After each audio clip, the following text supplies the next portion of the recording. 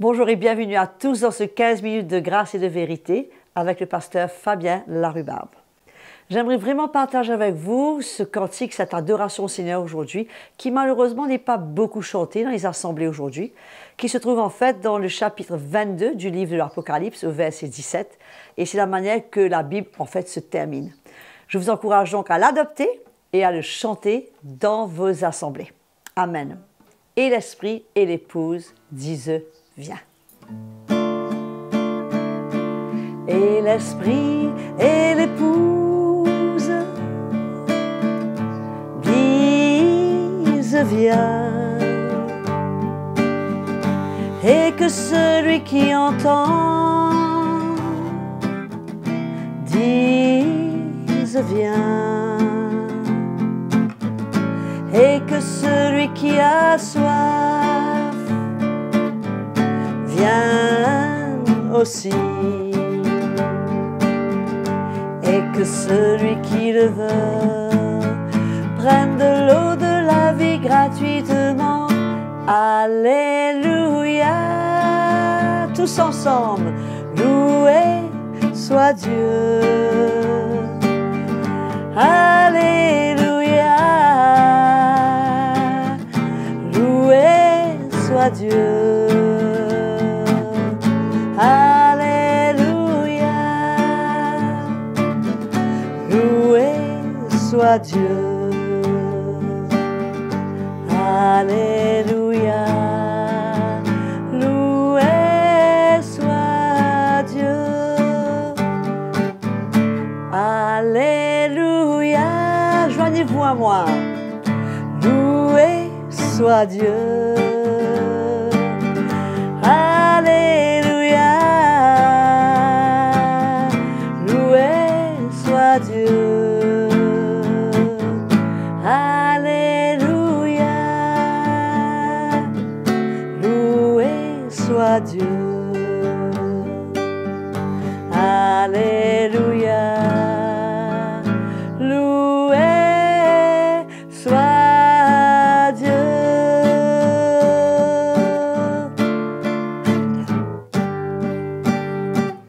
Alléluia.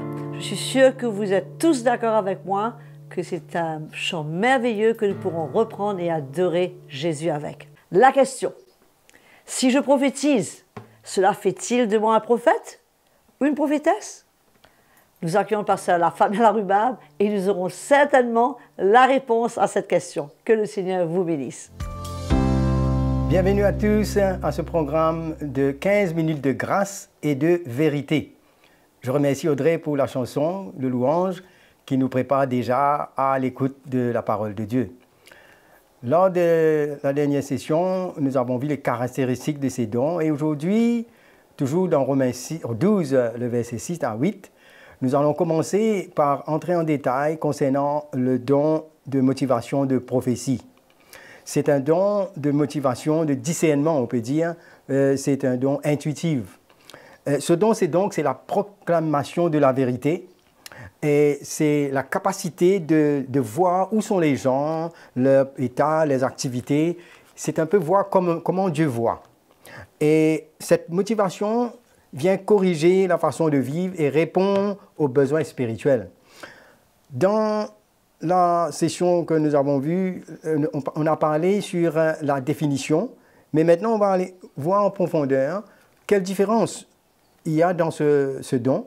Ce n'est pas le ministère du prophète qui a l'autorité, ce n'est pas non plus la manifestation du Saint-Esprit concernant le don de prophétie, mais c'est ici une motivation qui entraîne la personne à agir comme cela devant le péché, devant une situation, et c'est une prise de position concernant la justice, concernant la vérité de Dieu. Les paroles de cette personne vont être tranchantes, claires, concernant la justice, concernant le péché, et ça touche les cœurs et emmène une conviction. Là où il y a des compromis, ceux qui possèdent ce don vont venir mettre les choses bien claires. Et ça emmène les gens à rectifier dans leur marche et à se repentir. Ce sont des choses qu'ils déclarent, peut-être que les hommes ne connaissent pas, ne savent pas, par les moyens naturels. Il se peut que 2 ou 3 personnes, on est allé visiter quelqu'un, il nous explique certaines choses, mais la personne qui a cette intuition, ce don de motivation, il a l'habilité comme si de détecter la réalité et de dire la vérité et d'emmener la personne face à la parole de Dieu. Et celui qui opère ce don, il a le courage et l'assurance de dire la vérité de Dieu. Et donc cette habileté se transmet par la parole directe et, comme on dit, il appellera un chat, un péché, un péché. Il ne va pas tourner autour du pot, mais il va dire à quelqu'un, voilà, c'est comme ça, tu dois te repentir, voilà comment la parole de Dieu nous dit de marcher. Hein? Et il va identifier, il va définir tout ce qui est mal et il va avoir un franc-parler direct, hein, et de dire la vérité. Il va avoir une parole saine, irréprochable, de sorte que la personne sera confrontée et sera emmenée à s'humilier, se repentir et pour ne pas sortir en dehors de ce que Dieu veut concernant sa marche.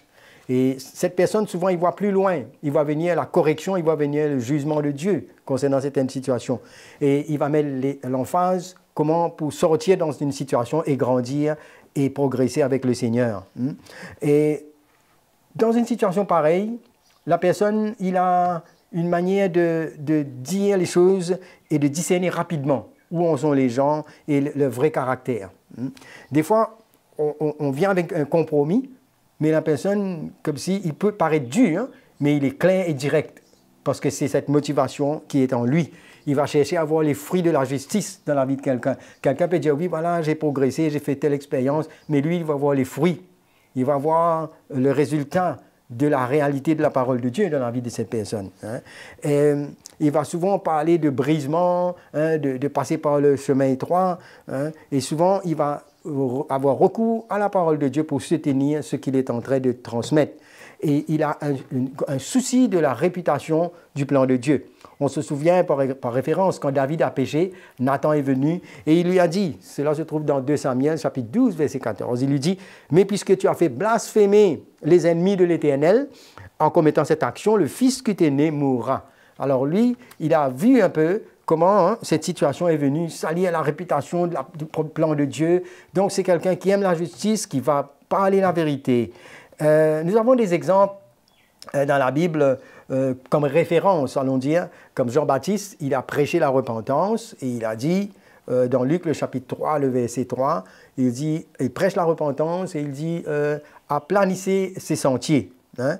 Le verset 5, il dit « toute vallée combler, les montagnes abaissées, tout ce qui est tortueux est redressé, tous les chemins raboteux seront aplanis. Hein. » Et nous voyons que Jean-Baptiste pouvait voir l'état de ces gens qui venaient, les pharisiens, et dans Luc le chapitre 3, le verset 7, il a un franc-parler direct. Il leur a dit, mais race de vipères.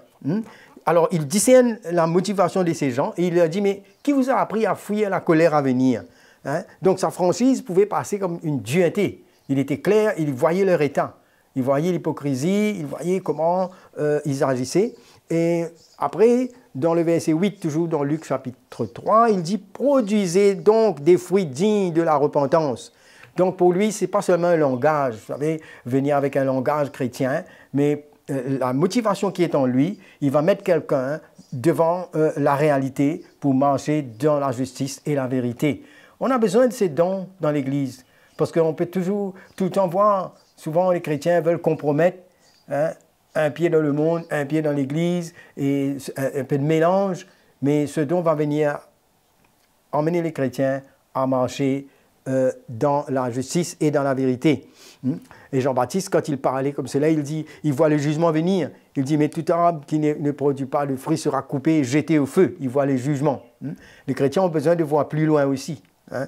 Et son franc-parler, il pouvait dire exactement, par exemple, avec la foule, hein, Jésus aussi pouvait lui aussi parler directement. Hein, et il y a des choses qu'il pouvait détecter et voir dans la vie des pharisiens, de ceux qui ne marchaient pas dans la justice, et leur dire exactement. Hein.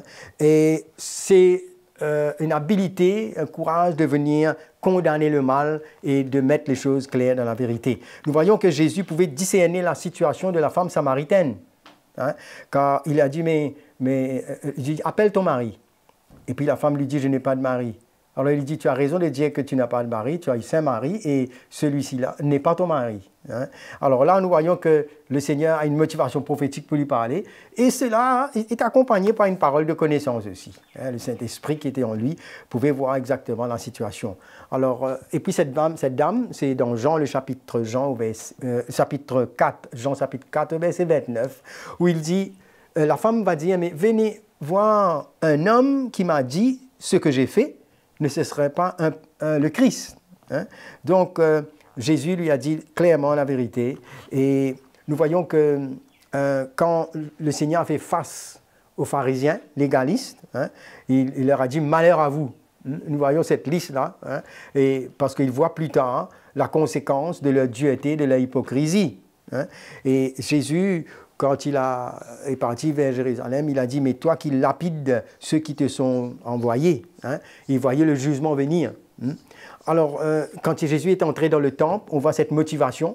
Dans Matthieu, le chapitre 21, le verset 13, il a mis de l'ordre dans le temple. On voyait comment il a chassé les vendeurs de pigeons, les acheteurs, il a mis de l'ordre. Et il a dit, ma maison sera appelée une maison de prière.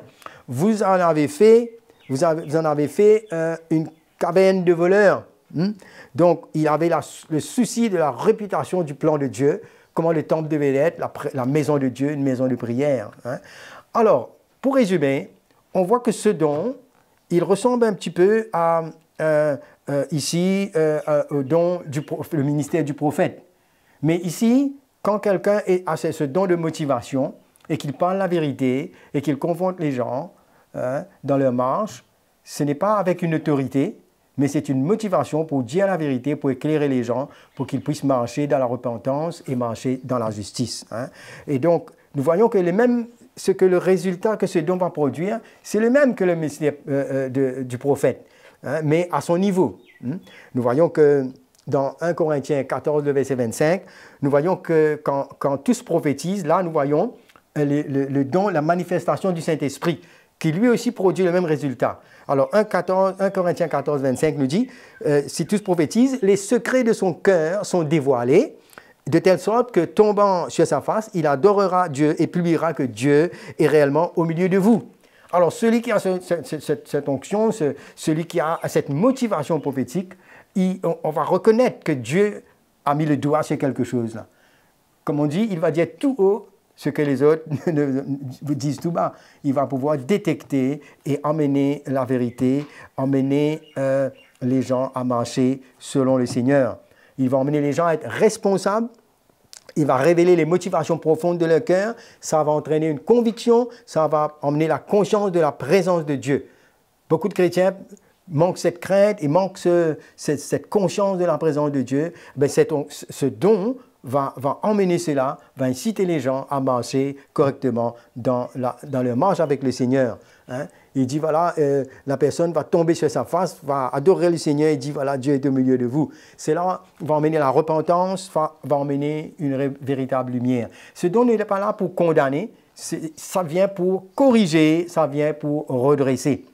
On a tellement besoin de ce membre, de cet élément, de ce don dans le corps de Christ. Parce que beaucoup peuvent être séduits, beaucoup peuvent se tromper, beaucoup peuvent marcher dans des compromis. Et quand ce don est libre et qu'on comprend comment ce membre fonctionne, on ne verra pas la dureté, on ne verra pas la critique, mais on verra l'amour de Dieu qui s'exprime à travers de ce don de motivation, de prophétie, pour pouvoir redresser et emmener les chrétiens à marcher dans la justice et dans la vérité. Voilà. En concernant brièvement le don de motivation de prophétie nommé ici dans Romains le chapitre 12. Que le Seigneur vous bénisse. On va s'arrêter là pour une prochaine fois. Comme quoi, mes frères et sœurs, le fait de prophétiser dans l'Église, même si on le fait depuis des années, ne fait pas de nous un prophète. Nous avons entendu que le don de prophétie et le ministère prophétique, c'est quelque chose de complètement différent. Un, c'est un don. Et l'autre, c'est une onction. Donc, c'est merveilleux que cette lumière puisse être venue à notre cœur afin que nous puissions être vraiment convaincus et que ce soit clair pour nous. qu'on ne mélange pas ces deux choses entre le ministère et le don. Pour continuer à être béni, ben c'est simple, il suffit de s'enregistrer sur notre page CTMA YouTube et de profiter pleinement de tous les messages que vous pourrez y trouver. Continuez à nous écrire, vous êtes déjà nombreux à le faire, nous sommes reconnaissants et cela nous fait du bien de vous lire et de voir ce que la parole de Dieu fait dans votre vie, dans votre cœur, dans votre famille, dans vos relations.